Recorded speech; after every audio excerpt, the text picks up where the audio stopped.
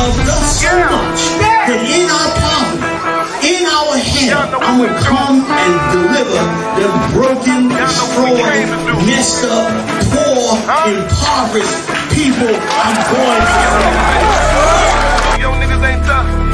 Young niggas ain't tough. Hey, Shalom Israel.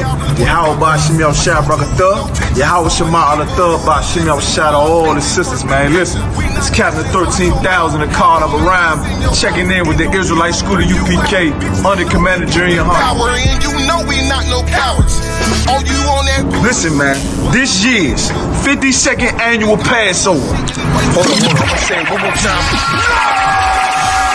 This year's 52nd annual Passover under Commander Jerry Yohanna under the I.S.U.P.K. Couldn't do it last year. Y'all already know the Lord had his foot on our oppressor's neck. Here in New York City, there are roughly 1,000 cases a day. Those are numbers they haven't seen since May. Can't do it in New York this year because the Lord still got his foot on our oppressor's neck. New York, the center of the outbreak this spring, is now teetering on another deadly explosion of the virus. But listen to me good. This year, 52nd annual Passover, April 24th, 2021. You understand? It's going to be in H-Town, baby. It's going to be at the B&H Ranch, 14149 Players Street, Houston, Texas.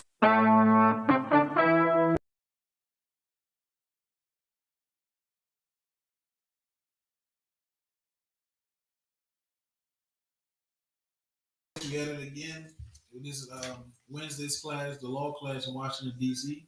Shalom, Yahweh Shem Shabbat. Shalom, Yahweh Shema, Shout to the brothers and sisters. I'm a priest and officer in Kamaya. Today's topic is how to raise your daughters, sons, and women according to the Bible.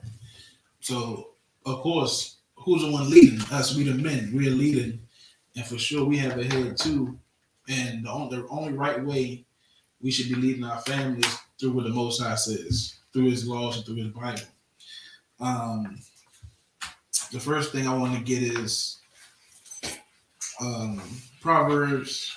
I just want to get first scripture I want to get is Proverbs 22:6, which is a train up your child on the way he should go. The reason we destroyed overall as Black and Latinos and American Indians is we follow different philosophies and unlawful, unclean philosophies that are not of the Most High, so it leaves us jammed up. Right. Like, because of Christianity, we might fight each other. I might fight another brother, not forgive him, not even know how to forgive him, not even fight each other. As far as dealing with a woman, I might lay down with her, have sex with her, I might leave her, or I might deal with her a crazy way, because I don't have any knowledge of the Bible. Unfortunately, we go through domestic violence and all kind of other horrible things. Right. But if we had these scriptures, our lives as a family and as a household would be way better. You get what I'm saying? So, as you come into the truth and the scriptures, you will learn to feel more. You have more mercy on brothers and be more forgiving towards brothers and sisters. If you feel like a brother's like, why is this brother or sister so angry, and why are we so wild? And you'll once you learn the scriptures, you'll be more patient and more disciplined as far as getting so hyped up and mad at your brother and at your sister, because you'll know what they've been going through. Right. You'll understand how they've been raised up, and we have not been raised up the right way. Right. At all. You got a scripture I wanted? Come. Go ahead. Proverbs chapter 22:6. Train up a child in the way he should go, and when he is old. So we will stop there. Read it again. Come. Proverbs chapter 22:6. Train up a child in the way he should go. So we got to train up a child as the way he should go. It sounds so simple, but even us, we were once children, and because we weren't raised up the right way, the thing, what I want to say, the consequences. We have consequences in our life. Some of us been in jail. Some of us not been in jail. Some of us have been alcoholics, or drug addicted. Some of us been, drug dealers and pimps or strippers or hoes and all types of things. Even to the smallest things of what we eat. Like we grew up as children. A lot of us grew up eating bacon, eating pork. That was normal to us. We had no problem. Grandma cooked that bacon for us. We had no problem eating it for the majority of us. We grew up celebrating Christmas and Thanksgiving. We was, my favorite thing when I was a kid was waiting to eat the ham, the honey glazed ham. I couldn't wait to eat it. So, shalom, sister. So, and all the arguments and things that they have that we might have at Christmas or have at Thanksgiving, is because of we in the wrong spirit, in the evil spirit, and that's why those arguments and fights happen. Because when we celebrate the memorials and the high holy days of the Bible here in UPK, whether you're in DC, California, Canada, wherever school you at, there's no fights.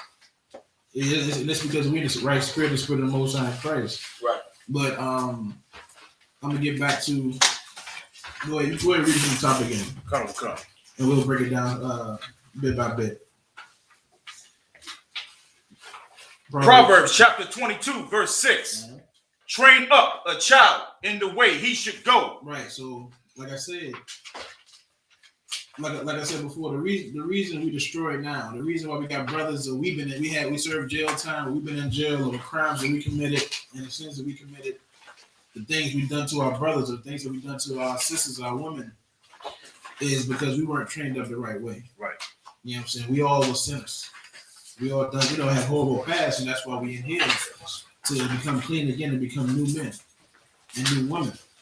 So, and now that brothers in here have children, have sons and daughters, you feel good, you feel renewed because those children won't start off like how we started off. Right. Like there's brothers and sisters that have children in here now that won't ever eat pork, and there's children in here now. There's brothers in here like generals and captains that got children. That their children now are they 20, 23, 24, and them young brothers never ate pork before. Them brothers never laid down with a woman and threw her away before. Right. Those brothers, it's a lot of things they have no experience with, and it's good, and that's how you start off the generation. Like let us be the last sinners and raise up the new daughters and new sons as children who have never done that, who don't even know what pork tastes like, who will never go through the peer pressure of or will be strong against peer pressure, and be strong against the peer pressure of getting high, or a young girl be strong against the peer pressure of trying to lose her virginity or have sex. You get what I'm saying? And that's all I wanted to break into too. Just a lot as a child. We got to raise our children the right way and be strong against, and as a whole, be strong against peer pressure. So we don't be peer pressured. We won't be teenagers or children and be pressured to, smoke cigarettes or get high. We won't be pressured to feel lame because you didn't have sex yet. Right. Which is ridiculous. And, just the spirit of sexual deviancy that was on us so young. Right. You get what I'm saying? As far as young as 5, 6, 7, or the teenagers, or the teenage years, how much we get into sexual deviancy. And it's just a part of growing up fast and what's around us. We can read that from the top again. Read it again. Proverbs 22, verse 6. Mm-hmm. Train up a child in the way he should go. So we gotta be the example. You get what I'm saying? So I'm in the house, I got kids, I drop something, and if I say, I drop something, I curse, I use the S word, my son, he gonna say it right behind me. Right. You get what I'm saying? If me and my you and your woman have a disagreement, your children right there. So you gotta be careful on how you deal with each other in front of your children, because if your woman is yelling at you or you yelling at your woman a certain way, your kids gonna pick up on it and they'll do it too. Right. So you gotta go ahead. I was kind of gonna hold this, but I just wanted to not really off subject, but same thing with a grown man. Right. The other day, Captain I.S.U.P.K was teaching on rebuke, repent, and to forgive. Mm-hmm. And that very night, I believe that I actually stopped something from escalating. Mm-hmm. Brother came through, and these brothers that I grew up with, they walk around with pistols on a regular basis. So he spoke on how a brother came up on him, had his child in his car, came up on him talking about some he say, she say, and another day after that, they talked about it, but another day after that, that same brother came up to him to shake his hand. And he was still a little bit in his feelings that he came up to him like that. Mm-hmm. So he basically was like, I don't feel like doing all the shaking hand, but he was like, we good. And so when the day that I was talking about, he had walked up to that brother to actually shake his hand that day. And that brother was like, nah, I'm not on no foo-foo. He took it some type of way that he didn't shake his hand when he came to shake his hand. So I was explaining to him that happened because you didn't forgive the brother.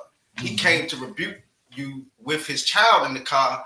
You felt some type of way about it, and next time when it was coming down to him trying to forgive you and shake your hand, you didn't want to forgive him. Mm-hmm. And so I just kind of broke down the whole rebuke, repent, and actually forgiving. And he said, you know what, I was wrong. I'm gonna make sure the next time I see the brother, I'm gonna pull him to the side, let him know I was wrong, and make sure that we get it resolved. Get a brother. Yeah, right. I'm saying that's very important. You know what I'm saying?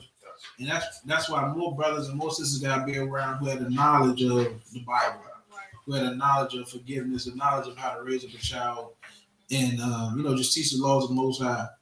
Because, like you said, you stop something. Had you not been around, something could happen. Right. That's why more of us gotta be around, more men. That's why I'm glad you coming in as a young man. You coming in. Yeah, Most High Christ for you, Most High Christ for us coming in, and brothers coming behind you, and sisters too. Yeah, because that's what we need if we really want to make a change. Right. Yeah, and that's what tonight's class is about. Is really making a change, and that was what you was a prime example of that. You get what I'm saying? The prime example. You keep on doing that. You know what I'm saying? You will build a rep, and brothers will look at you as wise in your neighborhood or wherever you go. They look at you as wise and they know like you'll be a problem solver, and you can raise other brothers up to think differently, like not think of and rewash our minds of what we've been taught. Right. Whereas we've been taught really not to really have discipline and forgive each other. Like in here, we humans, like we get we have emotions too, but in here we taught how to control them emotions. Like me, like sometimes, like I told you, it been times where as though I might be really heated about something, but I'm taught, and what I've been taught, and what I do is, and sometimes it's Satan in your head too. It's like, say like, let's see a prime example. Say you give me a ride, and I drop my wallet in your car, and or I think I dropped it in your car, but really it dropped somewhere in my house. Like once I got in the house, when I took my clothes off, it really dropped under my bed. So I called you and asked you where, have you seen my wallet? And you tell me no. But Satan telling me he lying. He know where your wallet at. He probably took it. Brothers that get emotional won't sit back, be calm, and say, you know what? Let me look around. Let me stay calm and let me look around. Let me look around the house. Or the brother say he ain't got it. Let me just keep calm, and then eventually you might find your wallet. A day later, that day or a day later or something, a week later or something like that. But Satan tell you, sometimes Satan be like, oh, no, he got it. But really, you don't even have it. You don't even have a clue on what is that. And that things, little small things like that happen all the time, and then brothers end up beefing. Or like somehow you said, whereas the brother came up to that, like, they had a little confrontation, a little argument about something. The next day he came and shook his hand, but dude was still in his feelings. And now the other dude that came up to try to, he thinking everything was over. Like the next day, everything cool, we shake each other's hands. The other dude was still mad about it. Now he mad because he tried to come up and, squash it. Dude didn't want to squash it. Now both of them mad at each other.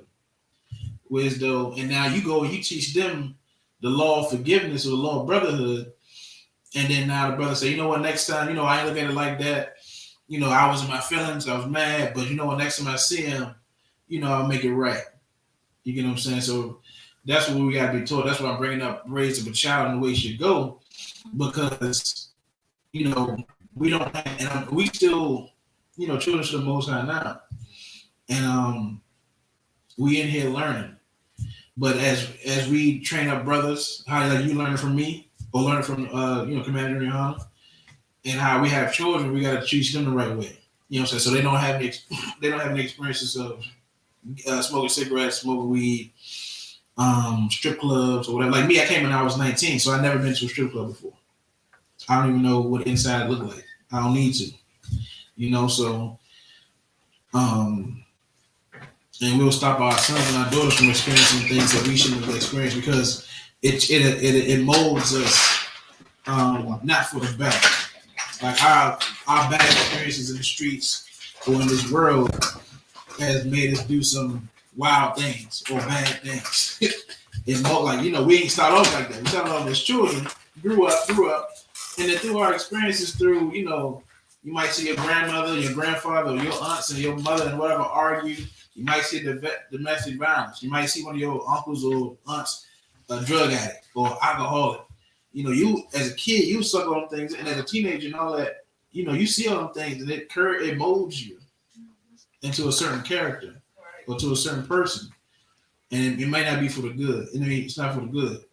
Now, in the truth, now those experiences that you had, those bad experiences, now you can teach your brother what not to do. What to do and what not to do. You get what I'm saying?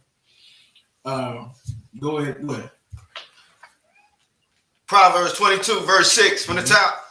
Train up a child in the way he should go, and when he is old, he will not depart from it. Right. So you teach it from young, and when he was old, and when he's older, when she is older, they're not going to depart. Right. Just like now, even in the world, even though our parents was not in the truth, there's still certain things that they beat our butt for. They got a switch. They got the extension cord, got a belt. And he like, when he got older, he's like, nah, my motherfucker used to beat me for that. I ain't, you know, I'm not doing that. Right. You know what I'm saying? What's the brother? Eddie Griffin. He made you know, one of his old stand-ups. He talked about how his mother said, don't go, you know, you just only play on this block. Oh, yeah. But his friend was like, we go 2 more blocks down or something. Right. He was like, I will remember that butt whooping. I'm like, nah. Right. And that's what that belt, that rod, you know, that's what give me a spit of rod, because that's what that belt is for. That rod of correction will save you. He said, beat. He said, you know, butt whooping save you from jail. Right. You get what I'm saying? So, you know, training up your child and, you know, not sparing a rod and disciplining them, even if, you know, beating or, you know, punishment, some kind of punishment. You know, they could just, I know certain generals make their sons just drop down and do push-ups. Yeah, constantly. You know, so they get disobedient, give me some push-ups. God. And some brothers that make their brothers do push-ups. I was like, it's certain things that I do. Say if I have women, you know, I might have them to write. Like I'll choose a scripture and I have them write that scripture 100 times, 200, 300, whatever times. Certain brothers, I seen one brother, he was like, "Sister, you need to get this done, or you gonna have to drop these push-ups." And I was like, "That's how I feel." I said, I'll actually take that. I'll put that in my your regimen. Yes. Yeah, yikes. I haven't done it yet, but I'm thinking about it. Because that push-ups could work too. Right. Get down there, you know. But it's all for discipline, you know, because she ain't gonna your daughter, your son, your rib ain't gonna want to drop down and do push-ups. She ain't gonna want to write 100 times. So, you know, those kind of things. Same thing for us. We get disciplined and we get checked in the school too, hard. Right. You know, so in certain things, you know, discipline, certain punishments we get also. Right. So we didn't drop. You know, right. Yeah. Because I don't know. You know what I'm saying? We don't want to drop either. Yeah. So, you know, chastisement is good, and we just got to train each other the right way. Right. And as youth, and then when we get older, we'll remember those things. That's right. You know, and when we learn, and the things that we seen in our youth, we seen our uncle might sell some drugs, or we seen our fathers deal with women a certain way. So then we learn from our fathers and grow up and like, oh, I don't, you know, she I gotta love. Because I was watching a skit, and it was It was a brother. It was a brother. He had a girl, and he took her in the house. But his buddies was out front, like, I see you with shorty, da da da. So he took her in the house. He told her to go in the house. So he stood outside for like 5-10 minutes talking with his boys, like, yeah, I got her. That's my, she look good, don't she? Whatever. But then they start talking about, they start bringing up like high school things or like old women they used to have sex with. And then like the dude was like, what about Megan? And then everybody laughed. Was like, Megan? Everybody had sex with Megan.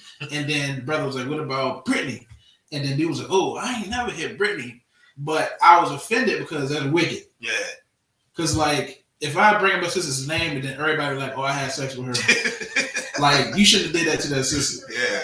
You know what I'm saying? She shouldn't do it to herself. She should be strong enough, but also it's not the woman's fault.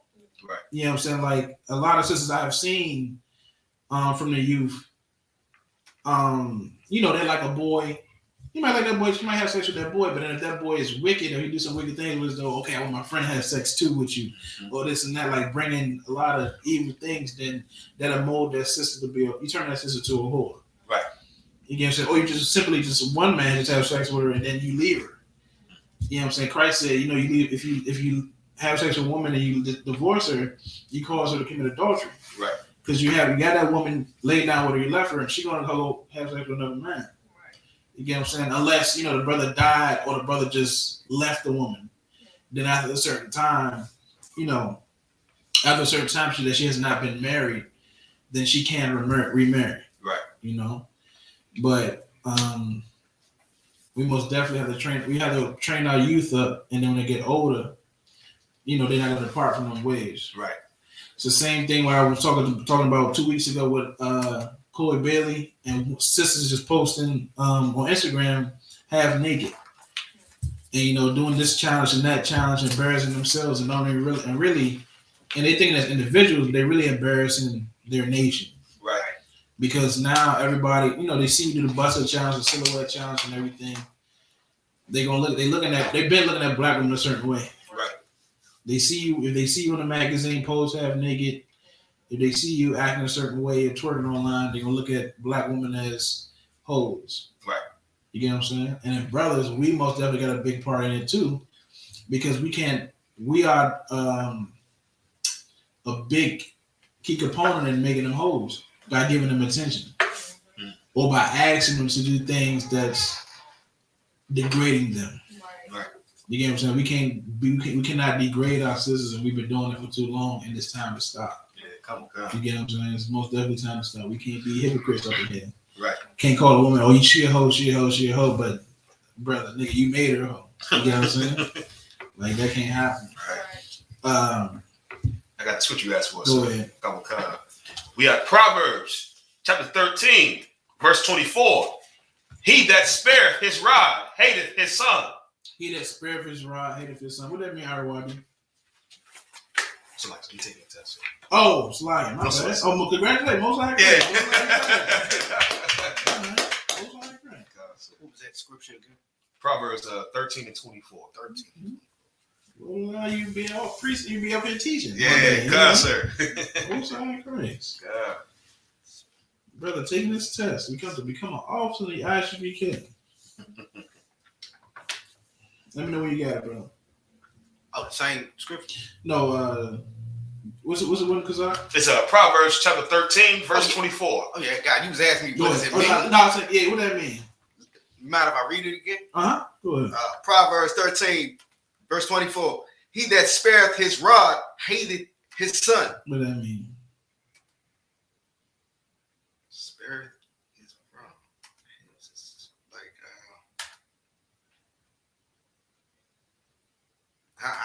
I can't even guess it. Just think about the word spare, like, sometimes, somebody could have got locked up or could have got punishment, but you spared them. So what does that mean right there? If you spare somebody from punishment? Spareth is like he didn't scold them. He didn't teach him anything. No, right, but if you did a crime, you're supposed to get punished for it, but that person, the prosecutor spared you. What does that mean? He showed you some mercy. Right. You ain't get locked up. Right. Or you ain't get beat or whatever. You know, you didn't get your punishment. Right. But the Bible saying is here saying what? Read. Come on. No, go ahead. You let the brother read. Come on, sir. He that spareth his rod hated his son. Right. So now if you give your son too many breaks, you hate him. Yeah. I'm saying it. I mean, he didn't scold him. Right. So he didn't learn anything. Right. So the scripture is saying is you gotta chastise your son. Right. You gotta chastise your daughter. And it said the rod. Right. You know, sometimes they, it's good, it's healthy, it's good for you. Don't go overboard. Right. You get what I'm saying? Don't break their neck and break their bones and all that. Because you gotta control your anger until you be so mad. You don't even realize you keep on going. Right. Listen, you gotta measure, you gotta control yourself and not go overboard. But for sure, that pop is needed. Yeah. Go ahead. I thought of Moses when Lord would tell him to use his rod to bring the wrath upon Pharaoh and them. So when it says spareth his rod, he didn't bring that wrath that God told him. Moses had the rod, split the seed that's and what I things thought. like that. Yeah. Had he spared that, then he wouldn't split the seed. He wouldn't. That's different. But I get what you're saying. Yeah. Most definitely though, if you don't teach your son when your son is doing something evil or sinful or wrong, if you don't chastise him, let him know, hey, look, don't do that. Right. Don't touch that oven. Don't do this. Don't lift that girl dress up. What you doing? Why are you letting her dress up? Don't fight him. Don't take that from him. Right. Don't steal that from the store. What are you doing? Don't touch that up. Things like that. If you don't, they'll eventually just learn the things on their own and just do what they want to do. Right. Go ahead. It's like Mason, what you're saying is so heavy. I remember coming up and my pops would make us do certain things. And coming up, we felt like he hated us because he made us, why are you waking us up on Saturday early for no reason? Like, get up. It's like it's early morning, we kids. Mm-hmm. And then as I get older, when my parents separated and we wasn't getting that. So I lost all of that. And as I got older, I got mad at my mother because she didn't maintain that. So it's like, as I got an adult, it was certain habits that I had that it was like counterproductive to me being successful. And it's like, I understood like, damn, my pops loved me because he was trying to discipline us and understanding that do this, don't do that, do this and don't do that. So it's like, most I heard, give a brother a hand. That's brothers is like that. That's why men are needed in the house. Right. Both too. Right. You know what I'm saying? A brother, you got single fathers that do it. You got majority of single mothers that do it, but they can't do it by themselves. Right. Exactly. You get what I'm saying? The thing is complete. Right. When you got both sides, you got mom and dad, and you got dad running it. Right. You get what I'm saying? And right, like I said, you would think he hates you. Like my father, the same thing. Like anytime when I was a kid, my father would discipline me or have me doing something. He had too many rules. Because I mostly live with my mother. I went as a kid, and then I had moved. The first time I moved to my father's house was 3rd grade, and I was there for 1 year, and I moved right back to my mother. Because like for my mother's house, it was her and her sister, so it was a house full of women. Right. And then one man was my grandfather, and he was taking care of the whole house. But like he was older, so he did discipline me, but he had it like he was probably 50 or 60. Yeah. Like he'll get on me, but he wasn't, right. It wasn't youthful like my father being like 30s where he can get right. I'm out of control. He just snatched me up, right. And set me straight. So right. Most definitely a father is needed, and then you'll think that he hates you or you think it's tough. Like I said, I lived with him for 1 year in 3rd grade. I left, and then my mother sent me right back 2 or 3 years later because I was just too, at the time, I was getting too much for her. Right. Like as a kid, as a child, she would try to discipline me, but as I got older, she just I would see on her face like, you gonna live with your dad. Yeah. She was like, enough is enough. And that was the right thing. I moved with my father when I was 10 years old, and I stayed with him, and it most definitely changed me because I know if I was with my mother, I know I would have been to jail at least once or twice. I would have been to jail because they used at a young age, at like 9 or 10, I already was outside. Right. But I wasn't staying. I would leave the block. Right. Like, you was a kid. Your parents let you go outside, but it's a certain limit. They ain't, my grandmother, and my aunts would give me a limit, but I ain't listen to them. Yeah, I go 5 blocks up the street. Right. They don't know where I'm at until I come in the house. Right. And my grandmother got to question me like, "Where you at? Where you been at?" I mean, she because I didn't have no cell phone either, so she would question me like, "Where you been at?" Right. I'm like, I was right across the street. I'm lying the whole time. You get what I'm saying? So that's why that father, but had that been my father, he wouldn't have had that. Right. And I would not have, went 5 or 6 blocks up the street. Right. Just roaming. I didn't know what I didn't know anybody 6 blocks up. Right. I'm just walking around and do what I want to do. And then one time, ran into some kids. I was like 6 or 7. They was like 11 and 12. They was bad as hell. They stole their father or somebody's cigarettes. They 10 and 12 years old. I'm like, how old are you? They're like 11. And he was smoking the cigarettes. And I'm like, I'm looking at him weird as hell. And he's like, so he looked at me because I'm looking at him smoking. He's like, here. And then I hit it one time and I coughed and I'm like, that shit is nasty. Yeah. It's like, that's nasty. As a kid, I'm like, that's disgusting. Cigarettes is nasty as hell. Right.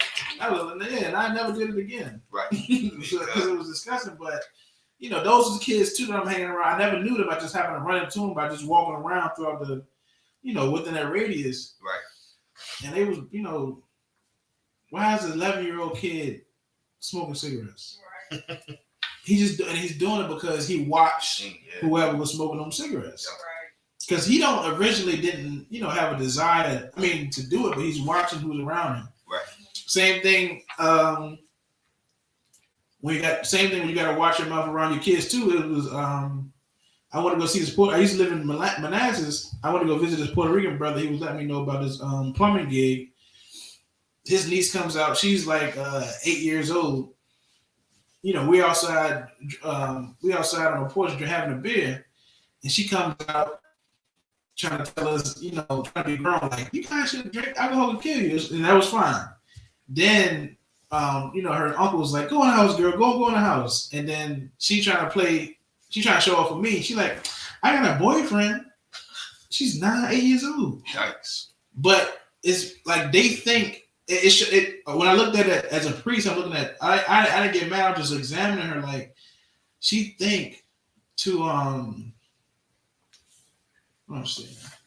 to like try to be on my level, right, or try to be my friend. She got to say, oh, I gotta try to show that she's grown. Right. I got a boyfriend. You're 8 years old. You don't know nothing about no boyfriend, girl. You was a girl, go in the house. But I was like that as a kid. And I know other kids that were like that as a kid, just being grown, listening to your parents' conversations. Your parents have a certain conversation around that they should not. Right.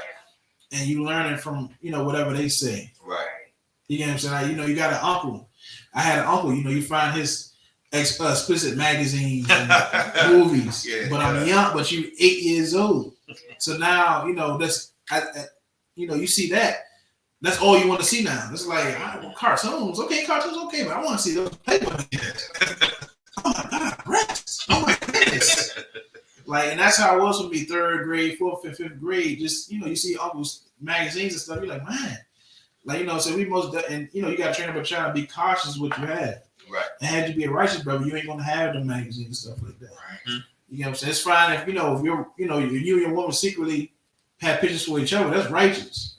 Right. Or whatever, movies. That's whatever y'all want to do. That's fine because that's y'all marriage. Right. But as far as porno and Playboy magazines, no, right, that's a sin. Right. That's why we got to train up our child, and we got to spit a rod. We got to discipline our children. So your children out here, on the bus, on the train. I remember, being in my mid-20s, like 3 or 4 years ago, and I actually got irritated by children who was on the metro. Yeah, concert. They on the metro beating and making beats and all that. Same thing. I had to laugh at myself because I was like, bro, I used to do the same thing when I was in high school. Yep, concert. Now, 6 years, 8 years out of high school, I'm completely annoyed by these kids beating on the train, beating on the bus, making noise. Right. And I told one of them, I said, bro, I said, bro, can you calm down a little bit? And he did it. Yeah. I told him to chill out. He did it because I ain't coming at him disrespectfully because I'm in the school. So I learned like, okay, he a brother. Right. Because he's around all his friends. I'm like, I'm not gonna embarrass him. I'm like, bro, just pipe down a little bit. So you got white people looking at you, they might call the police on you. Right. You down here on a metro, on a train. They looking at you like, look at these bad Negroes. Look at them. Look at these niggas. They want to call the cops on us anyway. Right. So. And he's just trying to be cool in front of his friends. That's why they're making all that noise and doing whatever, just doing wild things to get attention and, things like that. But, I told the brother to pipe down, but we just overall had to learn and we have to teach our children the right way. Right. And to teach our children our children also don't know. We grow up trying to live the American dream. That's what is destroying us. Yeah. What's destroying us is our kids. They have to know the importance of the Most High, and they will walk a different way. Like they'll be more disciplined. Like they won't be out here. They gonna like some of our kids. All of our kids gonna want to strive to be famous. Yeah. As a teenager, I wanted to be famous. Right. So you want to be rich, you want to be famous. Whatever avenue you want to go, whether it's rap, some kind of entertainment, basketball, or whatever. But you don't acknowledge, the kids don't know that the Most High is going to destroy this world. That's right. That America's going to fall. That's right. That's what they need to know. That's right. And then they'll walk a different way. They'll not strive they're striving to live a good life in America, not knowing America's going to fall. Right. And not knowing that America, the so-called lavish things in America is sinful. Right. And will destroy you. Let me get another scripture. I had a scripture too, sir, if I may. Go ahead. Which one? In conjunction with this one, sir, I had Hebrews chapter 12, verse 6. Mm-hmm. For whom the Lord loveth, he chasteneth, right, and scourgeth every son whom he receiveth. Right. So even the Most High will chastise you. Right. So the Most High wants you got to be obedient. You got to follow his laws. You got to not eat pork, not eat crab, shrimp, or lobster. Right. So you cannot have sex with women who are not black, Latino, and American Indian. That's right. And white women are disgusting, man. That's right. But like how I just brought up, us trying to live the American dream. Look at the basketball players that who don't have the true knowledge of the Most High. Right. They got Christianity in their mind, and the God of Christianity is a white God. Right. So now, for sure, what they're gonna do? They're gonna go to a white girl. Perfect example. It's an article that came out. I don't know who it was. So it's a rookie. They just paid this rookie was it $11 million or $20 million. They just paid this NFL rookie $11 million, $20 million, and they saying that they made a bad mistake because he's partying too much, and the things that he's doing, like he's not taking care of his body, he's not being he's too much on social media showing his life, and he shouldn't be. Because sometimes as an NBA player or as an NFL player, they try to make it seem like, okay, you can have your life, but it can't be. Don't get caught on social media doing it. Don't get caught in the media doing it. Like John Wall, he was caught. John Wall last year was caught with some bloods, and he put up some gang sign, and it ridiculed John Wall for putting up some gang sign and hanging around some bloods earlier this year. So this same brother who plays on the offensive line, so on the article they showed like him partying. This dude get $11 million, and he's on a boat partying with all white women, average flat behind white women. I mean, like average. I say, brother, you get $11 million, and the first thing you do, you got a boat or a house. It's like 10, 11, 12 white women. And they average as hell. But to him, because they're Caucasian, he feel like he made it. Right. Like he was happy, like, yeah, I got these white girls. Like he got his Instagram, got a video. You know how you put a video up? Like, yeah, I got these white girls. And they just all just average as hell. I'm like, brother, you could have went to the hood, you want to party, you could have been a party. There was some bad sisters, beautiful sisters in there. Right. That look better than any white girl you got on this boat. Right. But you know, it just shows. But had he had the knowledge of the Most High, he could have took that $11 million and then he'll be more disciplined. Right.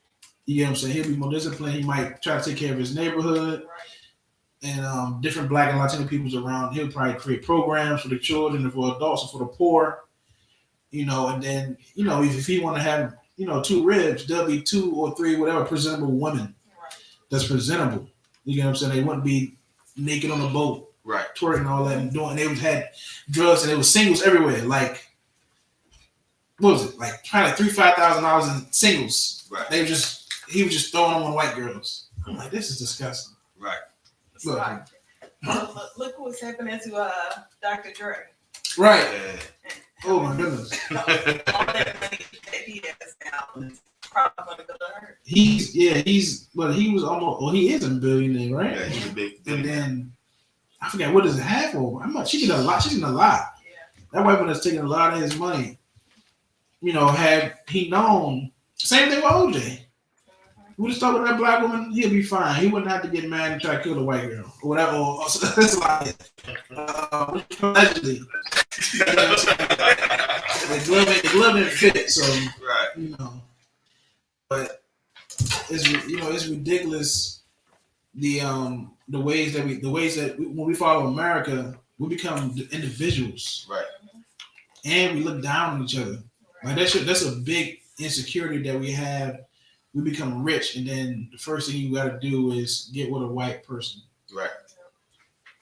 It's ridiculous, man. Good night. Read the scripture again. Come on, which one, sir? The one you pulled, Hebrews. Come on, sir. Hebrews chapter 12, verse 6. For whom the Lord loved, he chastened and slapped.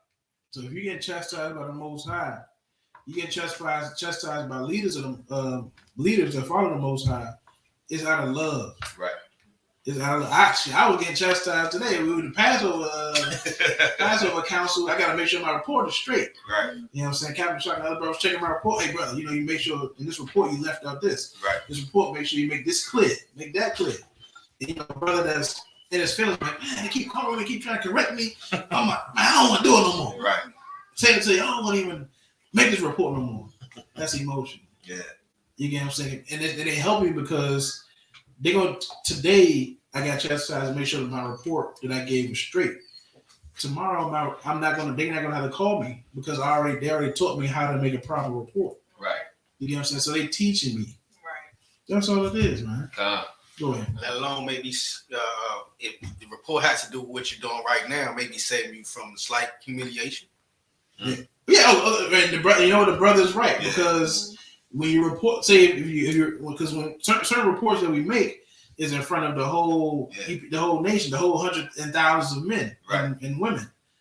If they hear me make a report and I'm stumbling over my report and I'm not doing it the right way, I'm making myself, like you're saying, I'm humiliating myself because I'm not. All my things is not. My notes is not organized. Right.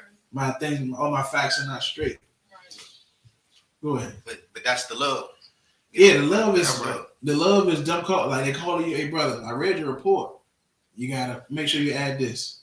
Or brother, you left that out. Make sure you don't leave that out. Make sure you put that in there. Right. That's love. God, sir.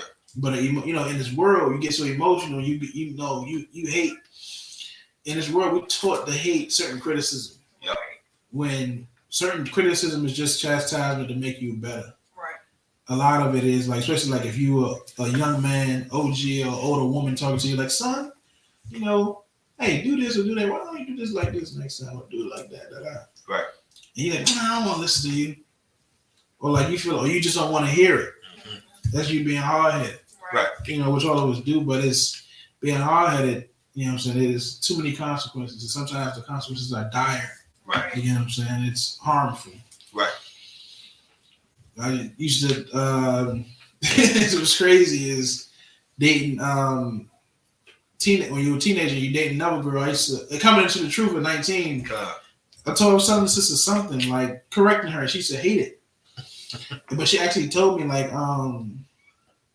sometimes you just gotta let me. She said sometimes you just gotta let me burn. It was two different sisters that doing the same thing, but this one scenario was sometimes you just gotta let me burn the fire, and I learned that it's like hot or something. And the other sister told me sometimes you just gotta let me walk into the wall, and I will know, like, you know, it's a wall, like I hit my head, like I would know. Like they told me that just so I wouldn't tell them, like, so I because chastising. I tell you, look, it's a wall. Right. You're gonna hit your head. Right. Look, it's fire. You're gonna get burnt. Right. Eve, I had two Eves tell me that. Tell me, you gotta let me walk to the wall. And I was young. I was 19, 18, and the other Eve told me, you gotta just let me, you know, burn or let me burn. Go ahead. Sure.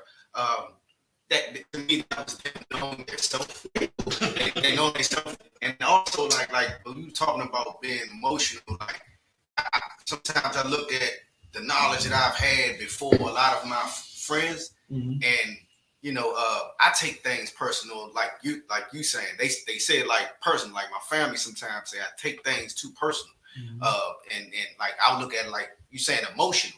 You know, since I would want to do do you have a scripture that I could think about at times where it just, you know, put me in check, you know, so to make me think like, hold on, before I get emotional, this, that, and third, because I look at it as it's not a lot of things people say about me, you know, but that's one of the main ones. Like I get too emotional or personal about things that might be small. Okay, small things. Let me try to think about it. Because I can think about something. I have one, sir, if I may, sir. Proverbs chapter 16, verse 32. He that is slow to anger is better than the mighty. Yeah, I'll think about it. Yeah. So read it again. Couple kinds, sir. He that is slow to anger is better than the mighty. Right. If you slow to anger out, just like the Most High at times, he gotta, you know, be slow to anger. You know, so and it when I think about it, how I used to take that scripture is, I can't get so angry at someone because the Most High had mercy on me. Right. Whereas though I was a sinner, or, you know, I think about all the bad things I did. I know I should be dead. Right. But the Most High has had. I'm not dead. I'm alive. The Most High has had mercy on me. Right. So why do I even get the satisfaction, or how can I get the right to have so much anger and want some kind of vengeance on somebody? Right. When, you know, I should be punished for things I haven't done. Okay. So, you know, read that one again. It's some more too, sir. Proverbs chapter 16, verse 32. He that is slow to anger is better than the mighty, and he that ruleth his spirit than he that taketh a city. Right. So you better than the mighty, like you better than the army, or you better than a strong man if you're slow to anger. Like somebody that's strong, or like somebody that's willing to, you know, go and kill. You know what I'm saying? Like somebody that's hot-headed. Like even if you like see like certain fighting movies, like people that fight angry, they not focused or disciplined enough, and they get knocked out. Yep. Like they end up beating a lot of people because they driven by their anger. Like I think about somebody like, say like Mike Tyson with all his anger, but Mike Tyson sometimes, or most of the times, his hits or his punches were still kind of like controlled, or like but imagine like somebody had like Mike Tyson's anger, but it wasn't as controlled as him. They just going there just swinging, and then somebody that's calm, they waiting for the right opening, and boom, they hit you and you out. You get what I'm saying? So, you know, you always, you know, you control your anger, and, you know, calm yourself. You can see like, so you won't rush to things, and so you won't make the wrong mistake, right? Or you won't get knocked out. You know what I'm saying? Right. And he that read the second part. Sir. And he that ruleth his spirit, than he that taketh a city. Right. If you rule your spirit, like have control over your spirit, over your anger. You know what I'm saying? You're better than that person that, it says rule the city. That taketh the city, sir. You better than the person that go and pillage the city. Right. burn down the city. You better than him. You know what I'm saying? Right. Because he's just an angry idiot. And soon, you know, he gonna have his day. Yep. He gonna have his day because he's not focused, he's not disciplined, and he's gonna be killed. Right. Because his guard is down. Right. Let's see the other one. One apocrypha. Give me no sweat. Give me one apocrypha one that says have your daughter straightly. Come on, and then then you, brother, give me 1 Corinthians 11:3. Tonight's topic is, you know, raising your kid up, raising your son, daughter, and your woman up the right way. Right. You know what I'm saying? We know, and we number one. What was that? I was trying to make a note. So what was that? 1 Corinthians 11:3. We number one. Right. Under Christ. You know what I'm saying? No blaming a woman. I know she hard-headed and she running her mouth. And, you know, this and that. But we got a big part of it. And if you stand up and be brave and be bold, you know what I'm saying? Your woman will learn, like, what place she should be in. You know, she will learn to be under you. Right. You know what I'm saying? This is without choking her, without body slamming her and everything like that. Right. But it's just a certain way you have to be. You know what I'm saying? Go ahead. 1 Corinthians 11, verse 3. But I would have you know that the head of every man is Christ. Right. So the head of every man is Christ. So we got to follow Christ. You know what I'm saying? He is our leader. So we shouldn't do what he wouldn't do. You get what I'm saying? So as far as like our woman, we get our woman, you lay down with her, you got to keep her. You know what I'm saying? You don't want to divorce her because it will make her a whore because you're going to leave her and eventually she's going to get another man. So you don't want to make her commit adultery. Another thing, you want to teach her the ways. You want to teach her the law of the Most High Christ. You want to make sure that you just want to make sure that she's in order, because she's gonna have a lot of temptation. You know, she's a weaker vessel. Right. And you know how crafty the serpent is. Right. Just like in Adam and Eve, the serpent came to her. So in America comes to her and try to sway her with different things. America's going to tell that woman she should not have a baby. She should worry about money.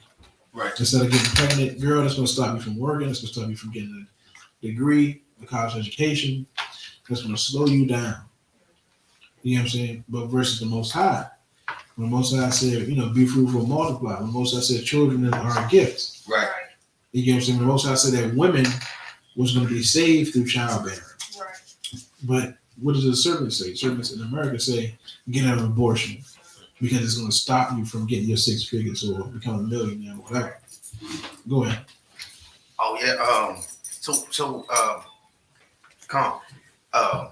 So what is the time frame? Because a woman has no control over a man leaving her. What would be the time frame where she wouldn't be committing adultery? I think when she's a widow, it's like a year or two. She's a widow, and then when a man leaves her, I think it's not really a time on it. I think it's like, okay. I would say about a year, close to a year. I would say just give her a year. But I'm trying to remember what the general taught about the time. But it could be like a year or so like that. The brother leaves her. She did nothing wrong. He just left her. So the next brother gets her, he keeps her, for the rest of her life. Right. But I'll give you the correct. I'll ask the general, and I'll give you the answer on it. You go ahead. You continue to read.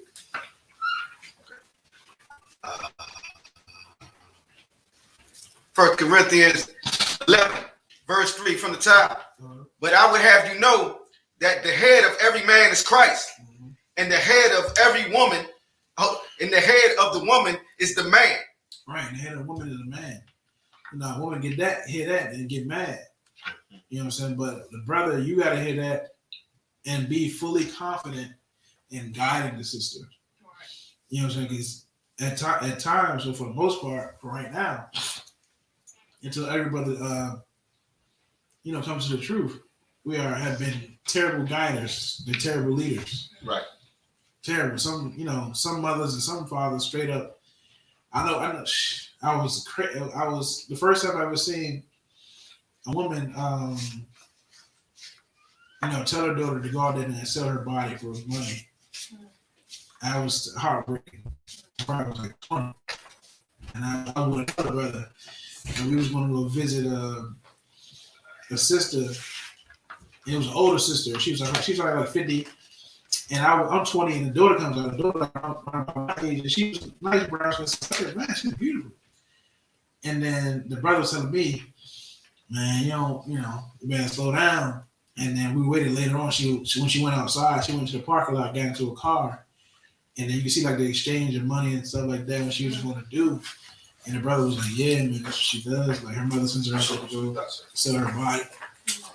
So we gotta be,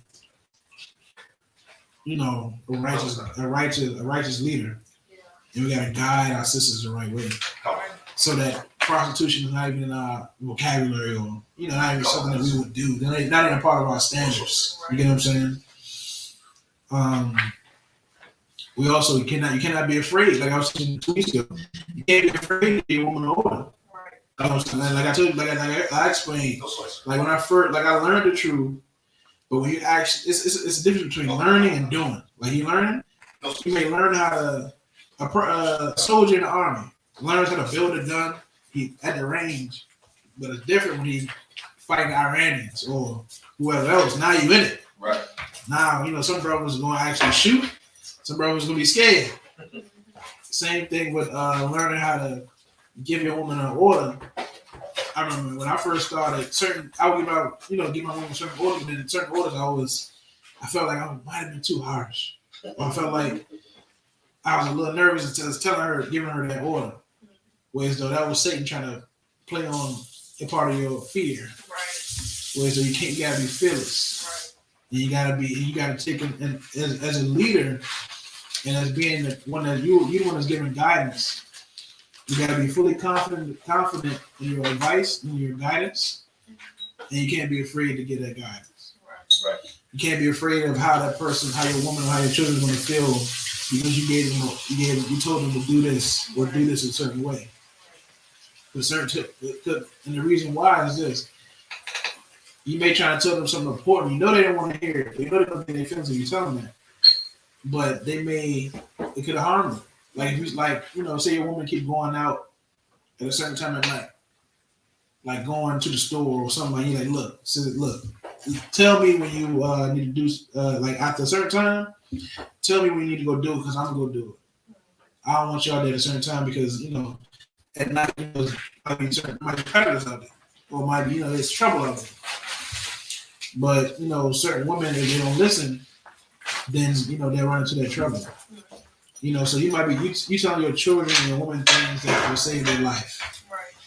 And you just make sure that you're doing that. You're giving life-saving guidance and chastisement to your children, your daughters, and your woman. You know what I'm saying? You go out ahead of a woman, that's what that means. It's a tough task because and certain brothers, say like myself being like a challenge for certain personalities. So a challenge for my personality being more, when I was in the world, more of a, just let people do what they want to do. I ain't really trying to tell nobody to do anything. Like I'm laid back. You do what you want to do. I don't care what you do. So now, you in a relationship and in marriage, and then your woman always coming to you like, what do I do? Or do I do this and that? And sometimes you get irritated. Just make a decision. Just do what you want to do. It's not like that. You can't do that. You are the leader. Right. If you ain't want to do that, don't have no sex. You should lay down with her. Yeah, now you got a wife, you got wives, you have to guide them. You get what I'm saying? That was a personal demon for me, was though I'm, more chill and I don't care what you do. Like, you want to do that, do it. Right. But nah. Like she don't know. Right. That's why she's coming to ask you, what do I do? She don't know. Go ahead. It's like I said, that's so heavy. You said that because I went through that same experience because in the world, I was just real easy going, even with brothers. So I would be around people and I watch people destroy themselves and just not say nothing. And then he got to the point where in the world, I wanted a certain type of sister. It's like, okay, I want a broad that's, quote unquote independent, so I ain't got to do too much work. She ain't got to come to me for certain things. And that I realized that was really just my demon of not wanting to hear you asking me questions about things that I assume you should know. Right. And then coming in here and then understanding, brother, now I want a sister, come to me for everything. Like, right. Yo, run that by me first. Right. Ask me. Yeah, and it just comes from the world just teaching us they don't teach that the man should be the one, because we don't learn, like I said, when you got to train up your child. Right. As a child, the household I grew up in, it was four? It was 5 females. It was my grandmother and her 4 daughters and her husband, which is my grandfather. But they was around my grandfather, like, my grandfather took care of the whole house. So as a man, because, as Christian men, I'm the man, I'm supposed to take care of the whole house, which is nothing wrong with that. But the work that he was doing, taking care of them for his 4 daughters and that his wife, he wasn't getting enough respect for that. The mother, my grandmother, was the one that was looked at as was really in the head position, because her mouth was always going like what we need to be doing, what we should do, we shouldn't do this, we shouldn't do that, and it wasn't always good advice or wasn't right. Right. And especially if I'm young, if I'm a young boy and I'm seeing my grandfather just shutting his mouth and my grandmother just going off at him, and he ain't saying nothing, he ain't telling her to be quiet. He ain't telling her to do this, he ain't telling her to do that. When he was young, I heard stories later on. When he was younger, he did. But because he didn't have the discipline, he was actually putting his hands on her. So I guess as he probably felt guilty, so as he got older, he didn't do that. Right. I used to see my grandma just like this, and he'll just take whatever she's saying. But she's actually thinks she has the right to talk to him like the way she was talking, and it was disrespectful the way she was talking to him. Right. It wasn't the right way. When he was younger, he didn't have that. I heard, he did some things, but those wasn't right either. But he was supposed to, let her know, look, shut your mouth. Like, you ain't gonna be talking to me like this, especially the work that he was doing. Like, this was an honorable grandfather. Right. Like, all his daughters and the grandchildren, me and his other 2 grandchildren, we would always come to him for everything. Money, help, a ride. Because he was the only one that drove too. He gave everybody in the house a ride somewhere. Never told us no, nothing like that. Because he felt like it was his job to give everybody a ride. He felt like it was his job to do this. He felt like it was his job to do that. You get what I'm saying? He ain't giving enough respect. But and all of us went to church on Sunday. That's the crazy thing. Like, these were devout Christians. Went to church on different days and all that. He sung on Christmas in church, all of that. But Christianity would show you like how he was the main source of income in that house. But everybody could disrespect him and talk to him a certain way. And all the women. Well, not all, just his oldest daughter and his wife. That's crazy. You get what I'm saying? Right. You as the head of the household, you ain't having that. Right. You the head of the household, ain't nobody, everything, you can be the provider, or either one man won't make decisions, but ain't nobody treating you like trash in that house. And vice versa. You're not treating your woman like trash or your children like trash. You get what I'm saying? You chastise them the right way. You measure it. Make sure you're not being too harsh. And sometimes you have to go that way. You have to be a little more hard. Like I said, brother made the sister drop into his weird push-ups. I'm like, I never thought about that. But it's actually not bad. It sounds crazy, but it's not bad at all. She can do 10 push-ups or 20. She look tired and like, you know what? The next time she will know. Before that run that mouth, she gonna think about them arms and the shoulders. She's like, I'm not trying to drop down. Yeah. But we most definitely have to know that it's our job. Right. Like, don't be laid back. Right. All the issues, you have to deal with it. Just think about a president. Think about a general of the army. The army will come to the general for what should we do? Should we take this land? Should we bomb them? Should we invade? Should we make peace? Should we make a treaty? Right. The president, he the chief, what do you call it? The chief of, what is it? Commander-in-Chief. He's the commander-in-chief. President of the United States, president of any kingdom, he got to make so many decisions. Right. The king got to make so many decisions. You are the head of your household. You got to make them. You the king. Right. You the president. You got to make them decisions in your house. Right. And don't be, it is tiring. It's tiring, but don't be overwhelmed. And in the school, you got other brothers to call who got experiences that will tell you, brother, oh, you never do this, do it like that. And you call and you'll get help. That's what I love about school, because you get help. They'll over the years, you grow and learn. You start off on training wheels, how to run your family, and eventually you can take the training wheels off and you ride and coasting on your own. You know, you don't need too much counsel. Right.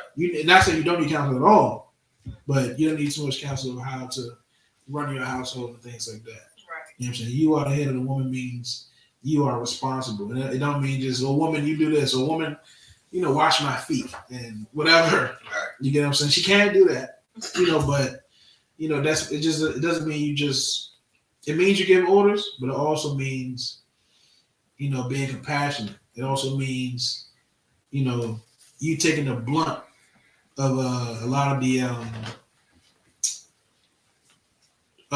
problems that may come, rather come with bills, or most of the time, it's like something, maybe the rent, the bills, or something that's happening. You got to take that, because your woman is going to look like she's going to make a move, but it might be the wrong move, or like she's going to be overwhelmed.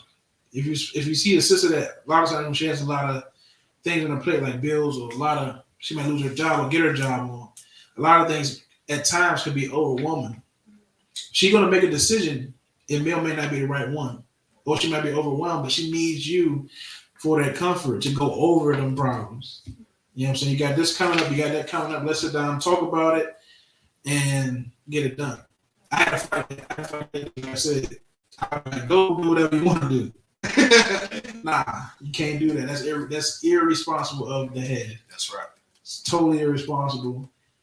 You got to go over all the issues. You got to write out the grocery bill, light bill, all that. Write all of it out. We're gonna pay it on this day, pay it on that day, and then things are organized. And Eve loved that. A lot of Eve, they love getting that calendar and writing them dates. On Thursday, we gotta do this. Yeah. Tuesday, we gotta do this. It's a beautiful thing about Eve. She like getting that organizer and that planner and plan everything out. But she needs your help, in your, so you can make sure everything is correct. Read on.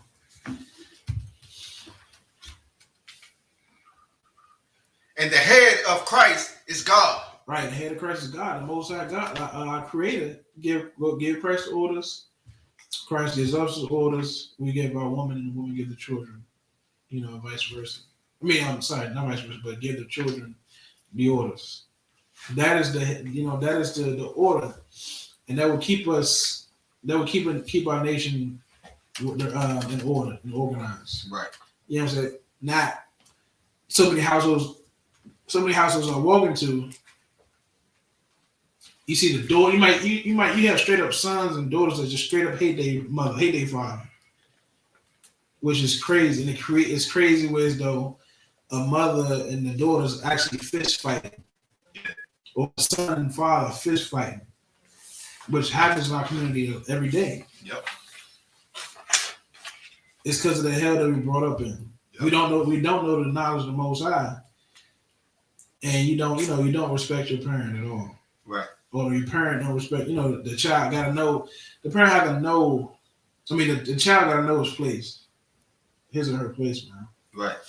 Go ahead. It's like, it's funny you said that, because growing up in the ghetto and the projects, hearing about sisters fighting their mom at a certain age became common. And I realized when a brother takes on a woman, you really have to, you're not just taking on her burden, but you taking on her family as well. Because I remember the first time I had to mediate between her and her mother. And that's when I realized, okay, this is just bigger than we sleeping together. It's like, I got to literally now step in and manage every aspect of your life. It was like, if not, you know what I'm saying, you'll cuss your mother out and you'll put hands on her and she'll put hands on you. And it opened my eyes. It was like, wow, I didn't realize what I was signing up for in the world until I came in here. Mm-hmm. The brother's so totally right. So, same thing, you might have to, you have a rib that might not see her father. You gotta keep asking her when you gonna go see her father, right. Tell her to go see her father, tell her to call her father. Right. A a lot of those things. And then certain women, you know, because brothers don't in the world don't have any discipline, right? Or you go off of, you know, you don't. Some things is just attraction, right?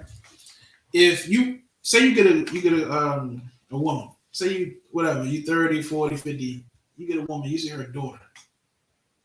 Her daughter has a younger image of her. Of course, she's young, youthful, and beautiful. They don't need to go have sex with her. Right.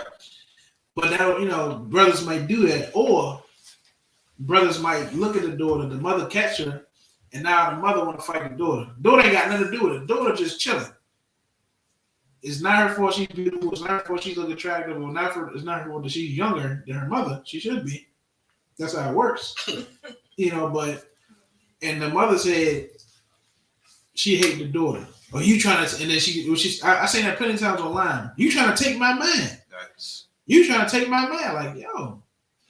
And then sometimes the daughter's like, no, Mom, he tried to touch me. Mom, he tried to rape me. And the mother don't believe it. Right.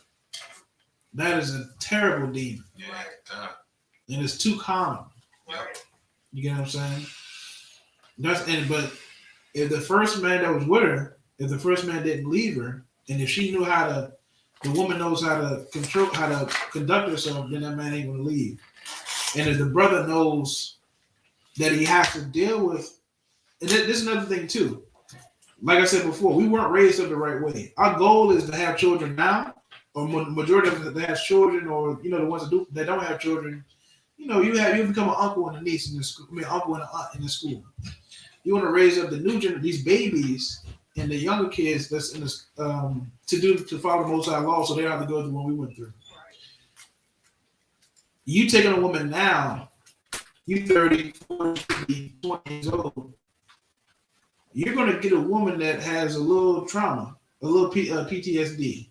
You're going to deal with most of the women you're going to get have been molested. They've been raped.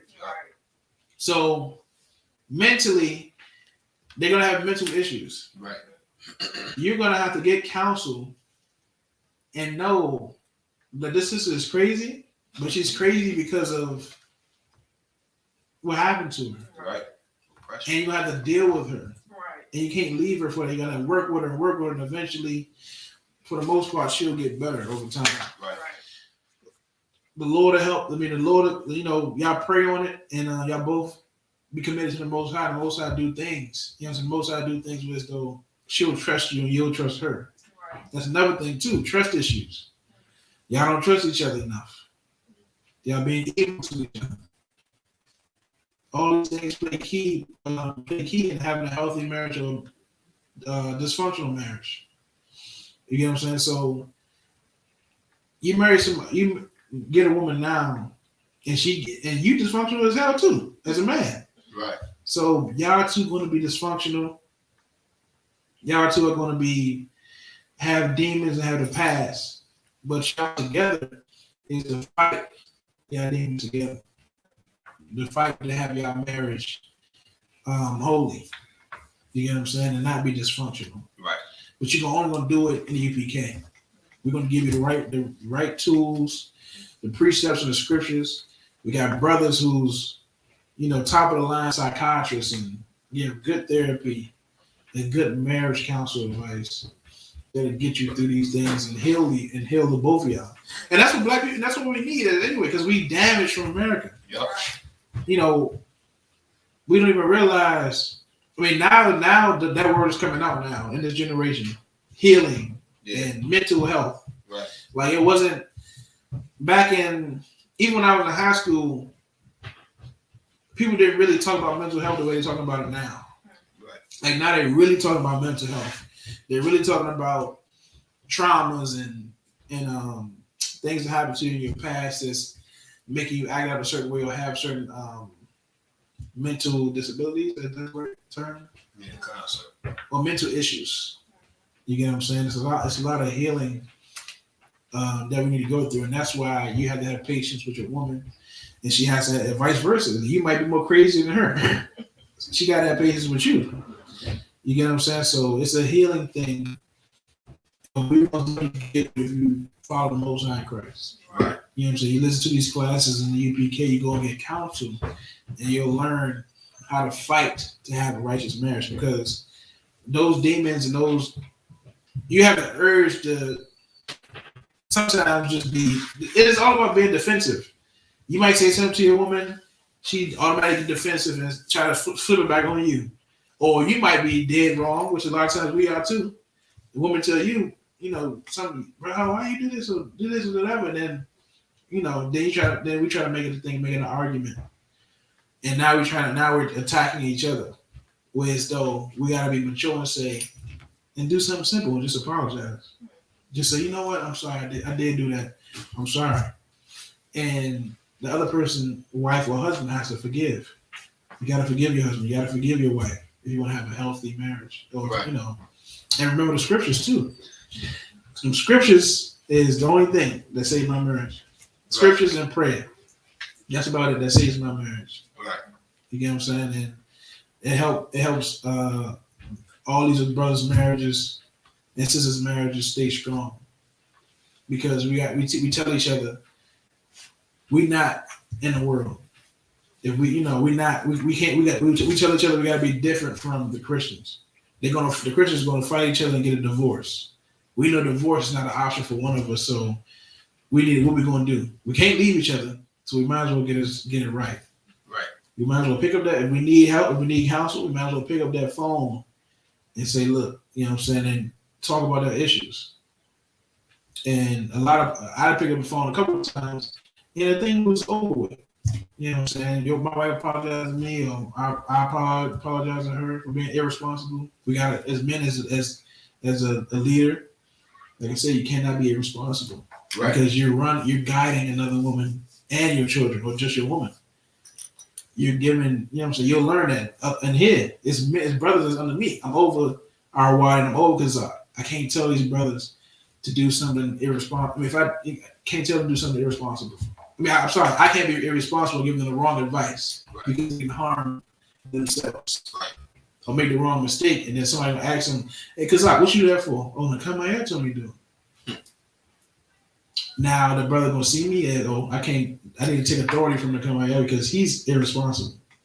Same thing with your household. You gotta fight yourself and be responsible.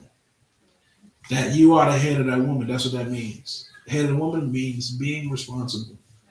The woman, you got a head. You ain't independent. You've been destroyed by America. America has taught you to be independent. And some of your independence is beautiful because America is fighting against a black man. So a black man can become successful, but mostly America on purpose is making our sisters have the successful jobs, which is nothing wrong with that if we work together. Right. Let them have the 6-figure jobs. Let them become millionaires.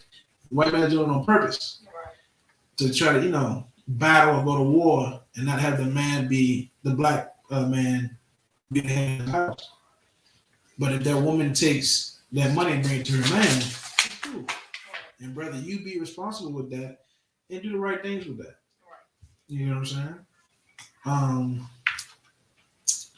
What's the other one I wanted to get? I got Ecclesiastes 26 and 10, sir. What's that? The straightly? Yep, couple cuts. Go ahead. Also, 2-time check 856, sir. Okay, go ahead. Ecclesiasticus chapter 26, verse 10.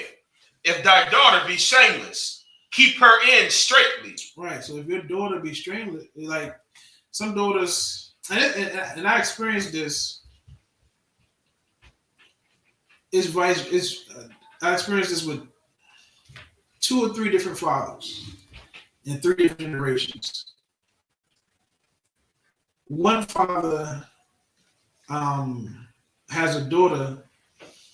This daughter might not be doing anything wrong, but he keeps her in the house. What do you think they're going to do to her when she's on her own? She's going to go back wild. If you restrain anybody back from something and tell them they can't have it, but once they, they had the freedom to get it, they're going to, do whatever to the fullest. So it's 2 things. Read the scripture again. If thy daughter be shameless, keep her in straitly. Right. Shameless meaning if your daughter doesn't have any morals, man. If your daughter's out here dressing a certain way, dressing like a whore, acting like a whore, not having any integrity and discipline, keep her in the house. Because when she leave out of the house, she's gonna have sex. She's gonna flirt with different men. Them different men gonna try to have sex with her, and before you know it, it's a couple. A couple different men that try to have sex with her, or to have had sex with her. Or she might end up pregnant, and the guy ain't gonna take care of it, ain't not gonna claim the child. You go like, oh, she was, nah. I don't wanna have a child with her. And she left pregnant, and then she's gonna either have a baby or she's gonna get an abortion. Which is women to get aborted. Like a lot of women that when it happens to them, or when they do that, it messes them up psychologically, and it pains them, almost forever when a woman gets an abortion. But if your daughter's wild, keep her in the house. But there's other times in this world I know fathers who, because they were evil and they know what they was doing to women and whoring women out, they scared for that to happen to their daughter. So they don't let their daughter, which sometimes a lot of times their young daughter might be a good girl, but they still will tell their daughter she gotta stay in the house. Right. If you have to build a relationship with your child. If your child listens to you and you allow them to go out, let's say go out to the movies or something. Once they get back, if you don't have trust in them, you would say, hey, what you was doing? You was out there kissing boys? But you told her not to kiss boys. You can offend your daughter like that. Your daughter can feel offended because it's like, Daddy told me not to kiss boys. I'm never gonna kiss boys. I'm not gonna kiss boys yet. But I come in the house and he attacking me like I have been kissing boys.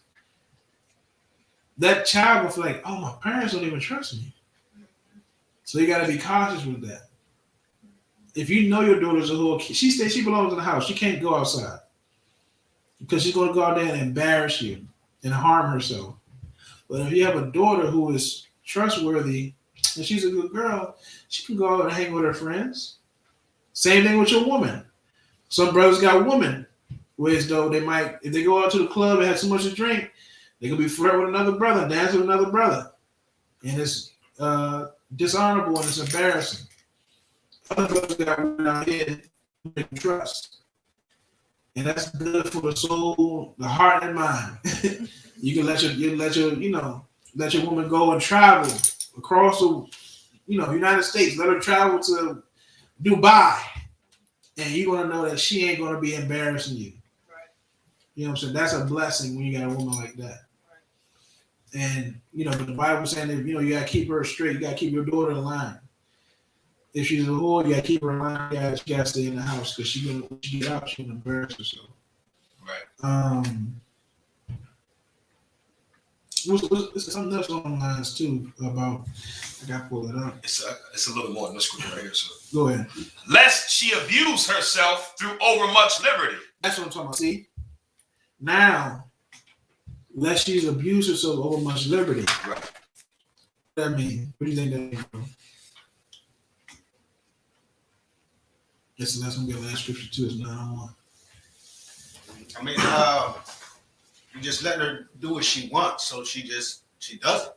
She abuses herself over much liberty. Like I said, when I was a kid, I went out there and I abused myself over much liberty. I got so much liberty out when I live with my mother. I'm out there doing whatever. I'm 8 years old and I puff a cigarette. What the hell am I doing? Abusing myself over too much freedom. Yeah. Now a daughter gets out there and she abuses herself with much liberty. You'll see young girls, because men are looking at them and they out there thinking they out there, looking, first of all, young kids, most of our idols are celebrities, which is the wrong thing. So you got young kids who look up to women who dress like hoes and sing and rap about doing whole things. So they want to go out there and dress like that. These girls, 10, 11, 12, 13, 14, whatever, somebody take advantage of them and have sex with them or molest them or whatever. You get what I'm saying? That's abusing yourself through much liberty. Like, you know, you got too much. You stressful. You dressing the way you dressing, but sometimes your parents are trying to be your friend. They once again, your parent, you as a parent can't be irresponsible. Right. It's some daughters out here who are and son. It's some daughters and sons out there dressing whatever they want. You let your son run around with a wig on, and he's 10 years old and think he's a girl, and calling himself a girl. I remember from Canada, this boy, what is his name? His name was Reggie. His name was Reggie. He used to wear like a long headband. Like he used to put on a scarf around his head, and it was long. So he would treat that like it's his hair. And like he used to switch and all that. He used to act like he used to actually flirt. He in kindergarten, Reggie will flirt with other boys. And like be like trying to hug boys close in the bathroom. And other boys would do it too. I said, what are y'all doing? You're being gay. They said that. In kindergarten. You gotta be careful how you raise your kid. And then the daughter abusing herself over much liberty. She go out there, like I said, the young, like I'm hanging with a Puerto Rican brother, the 8-year-old girl go out there trying to tell us we should be drinking our Coronas. And then we like go in the house and she like, I got a boyfriend. You 8 years old. Right. You know nothing about no boyfriend, nothing about kissing and having sex, but you want to seem cool amongst the older folks. And that's as kids, that's what we did. We try to sometimes do things to try to look cool in front of older folks until your mother or father did the right thing and slap you until you ain't grown. Right. Go in the house. Right. You get what I'm saying? But now kids ain't get slapped. Most kids ain't get slapped today. Right. Unfortunately. Yeah. You know, so we have we all can agree that we all have abused ourselves over much liberty, men and women. Right. Our goal is to now become new. We are reborn. That's what we got named. Right. Our wadi. Soon you'll get your man. You got sister. Right. We our past selves. We now going to do things differently and conduct ourselves under the spirit of the Most High Christ and under the law of the Most High Christ. Because for sure, if we go back to the things, we'll all look different. Like my face, my lips are going to be super black because I used to get high as hell. Yeah, like if you see an old picture of me, my lips is not this color. Yeah, sir. And I'm bony as hell. I don't have this. So and we will see pictures of each other and we look crazy as hell. Yeah. Because of the abusing ourselves through too much liberty. Right. That's all it is. Right. The freedom to sin. Right. All right. Now we're gonna pass the class to Trooper Awadi.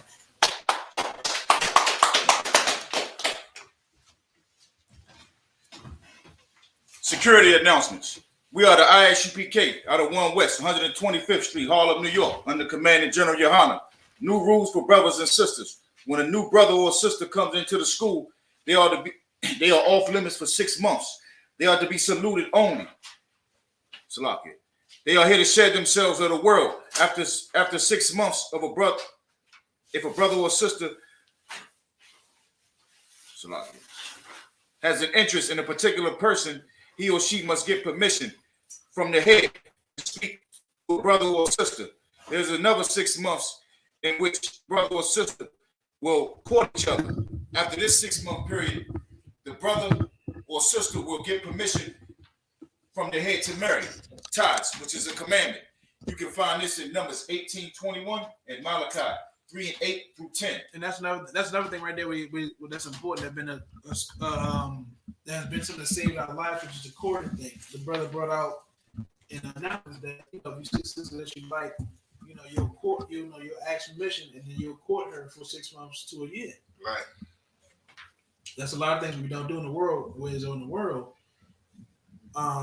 you meet a brother or sister, you have sex with them that day. It's not illegal. You can't. It's not. God don't look at you. If you go right now, go have sex with this woman right now. The Most High don't look at you as wrong. Right. But you got to stay with her. Right. So now what you're doing is you have sex with her tonight. You don't fully know her, but within the next couple months and years, you're gonna learn her, and you're gonna learn her that she might be good, and you're gonna learn that you made a mistake. and you know your hair is gonna fall out, and you might lose weight and whatever. Right. She's gonna take you in a whirlwind. Right. Go ahead, you get back to the brother. Come. So it's wise, sorry, you don't have to turn the camera. But it's wise that you know you meet a sister, the brother or sister, the 6 months is to learn that brother, 6 months to a year is to learn that brother and sister, and you're courting. You're not having sex. You're not kissing. You just talking on the phone. Right. After the 6 months, you can go on like a date or whatever, and then within that 6 months to a year, you can decide I want to stop courting this brother, courting this sister. You can stop the courting, and there's no shame because you don't know, like you haven't seen the nakedness, you never had sex with her, you guys just been talking on the phone, and that's it. You say she's just not for me. That's fine. That's your decision. You know what I'm saying? She gonna get married. Or I done seen sisters. I done seen sisters who dated brothers. They didn't like that specific brother, and they caught another brother, and then she eventually got married to a brother. Mm-hmm. So that's just how the courtship works. But that's good. Go ahead. Come. Means 10 in Hebrew, and it's pronounced ma'ashra. 10% of every penny of any increase the Lord gives you, give to the treasury department or teacher. Priest fund, free will offering for priests, not mandatory. Whatsoever amount you would like to give. Upcoming holy convocation. It's right there on the back. For real.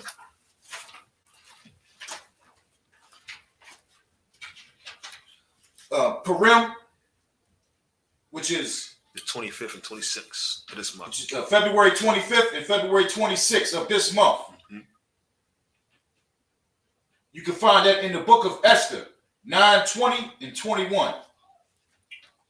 April 24th is the 52nd Passover in Houston, Texas. That's right. The sister Bob Kassad asks if will the 12 tribes be separate in the kingdom? Now we're gonna be one nation, sister.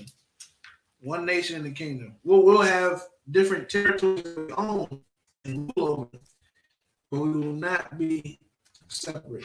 We'll be one nation, north and southern. Remind Akim and Akwatham to check on social media such as ISUPK.com, Facebook, Twitter, YouTube, and so on for ISUPK events and materials. If a brother or sister, if a brother wants to be a trooper in the school, you should start wearing all black, which includes black boots, black shirts, black pants, black headbands, and scarf. You brought up Purim, right? Come. Okay, Purim is next Monday, right? Next Tuesday. Next Tuesday, the 25th. Yep, come on, sir. That's Thursday. It's like next Thursday. I just know the 25th. Okay, the 25th is next Thursday. It's gonna be here in DC. Come and you can turn the camera back. Come and celebrate Purim. Purim is a holy convocation, is a memorial. We are remembering when a sister named Esther. She was a beautiful sister, and she didn't use her beauty to just give it a rich man. Her uncle Mordecai told her to use her beauty to save her nation. Right. So what she did was she's a beautiful sister, a bad sister, had undeniable beauty, but she got the king married her, and the king, you know how I go. You can have whatever you like. The king told her, whatever you want, sis. And the sis was like, this other brother's trying to gave a decree, he's trying to kill all the Israelites. And, the king found out, and that brother that was trying to kill all the Israelites, he ended up being killed. And she saved her nation from mass genocide or mass murder. Right. That's right. That was a beautiful thing. She was not selfish. Right. And that's what Mordecai said. Mordecai was like, now that I'm paraphrasing what he said, but when she had finally got in the king's castle, he was like, now again, look, don't forget about your people. Don't just be in there, I'm a beautiful sister, I'm a king, I'm a rich man. Nah. Do something about your people. Right. Go ahead. Call Papa Kashuk. Her name was Esther. Go ahead. Hold on. I did have a question because almost on the same one about how we celebrate. Mm-hmm. Just that act right there. Exodus 17, verse 14. Mm-hmm. And the Lord said unto Moses, write this for a memorial in a book and rehearse it in the ears of Joshua, for it will utterly put on to remembrance of Amalek from under heaven. Basically, skip down to 16. For he said, because the Lord has sworn that the Lord will have war with Amalek from generation to generation. Right. It seemed like the Lord was telling us to celebrate when we first came to Canaan, right outside of Canaan, and Amalek attacked us. And as Moses would hold his hands up, we would prevail. And if his hands fail, then we would start losing. And the other brother came and helped him keep his hand. And on both sides, and then gave him somewhere a rock to sit on. Is that a holiday? Right. So that's what when they told Joshua to keep that, they did keep that. Keep that memorial. I'm gonna find out. I don't think that memorial they remember that, but that one didn't get a today. It doesn't have like a title or a name. So, but the story for sure is familiar, and those are different memorials that we remember. We remember the time when we were victorious in war against our enemies. The Christian church don't teach us that. Christian church don't teach us to remember our victories against our enemies, but the Bible does. So basically, that's something you would share with your sons from generation to generation as a story, but it's not actually a holiday. No, it's more. Some things are holidays, some things are not. Some things are. That's why you have something. What is a holy convocation, which is Sabbath, Passover, and I forgot the other ones. But certain ones are a memorial, something to remember. Yeah. Which is I believe Purim, and certain ones. I'll let you know next class which ones are memorials and which ones are holy convocations. All right. With that, I say Elijah. Yeah, go ahead. Come. Sar, which means turn and face the east. Do the Lord's Prayer in Hebrew.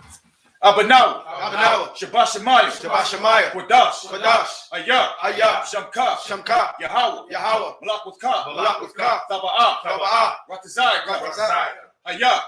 I.S.U.P.K, Ba'aratazai, Kawa, Ayah, Bashamayim, Natham Lanaw, Lakam, Cow, Yawam, Wasalak now, Kabawat now, Wasalak now, Ka'a. Salaki. Kabawathia now. Wala'a. Tabayaya now. Banasaya 1. Abal. Hawashaya now. Kaya. Laka. Amalakwa. Waha'ala. Wahatapara. The Awe Lam. Aman. In English, our Father, which art in heaven, hallowed be thy name. Thy kingdom come, that will be done in earth as it is in heaven. Give us this day our daily bread, and forgive us of our debts as we forgive our debtors. And lead us not into temptation, but deliver us from evil. For thine is the kingdom, and the power, and the glory, forever. So be it. Men of Israel, Sar, which means turn. Give one courtesy salute to the teachers. Sisters, you can have a seat. Men of Israel, Amizah Shabbat, Amizah, Barak, Yahweh Hashem Yahushua Barakatah. Sar, Yasmatah, men of Israel, Sar, which means turn and face the east. Sister, you can stand up. Give one courtesy salute to the sister. Men of Israel, Amizah Shabbat, Amizah, Barak, Yahweh Shema Alatham Ba'Hashem Yahushua. And with that, Yasmatah, class dismissed. The Lord loved us so much that in our poverty, in our hell. I'm going to come and deliver the broken, destroyed, mess up, poor, impoverished people. I'm going to save. Young niggas ain't tough. Young niggas ain't tough. You young niggas ain't tough. Hey, Shalom Israel. Yahweh Bashim Yahushua Barakatah. Yahweh Shema Alatah Bashim Yahushua to all the sisters, man. Listen, it's Captain 13,000, a card of a rhyme, checking in with the Israelite school of UPK under Commander Jerry Yohanna. Power in, you know we not no cowards.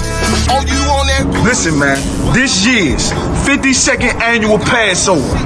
Hold on, I'm gonna say it one more time. This year's 52nd annual Passover under Commander Jerry Yohanna under the I.S.U.P.K. Couldn't do it last year. Y'all already know the Lord had his foot on our oppressor's neck. Here in New York City, there are roughly 1,000 cases a day. Those are numbers they haven't seen since May. Can't do it in New York this year because the Lord still got his foot on our oppressor's neck. New York, the center of the outbreak this spring, is now teetering on another deadly explosion of the virus. But listen to me good. This year, 52nd annual Passover, April 24th, 2021. You understand? It's gonna be in H-Town, baby. It's gonna be at the B&H Ranch, 14149 Players Street, Houston, Texas.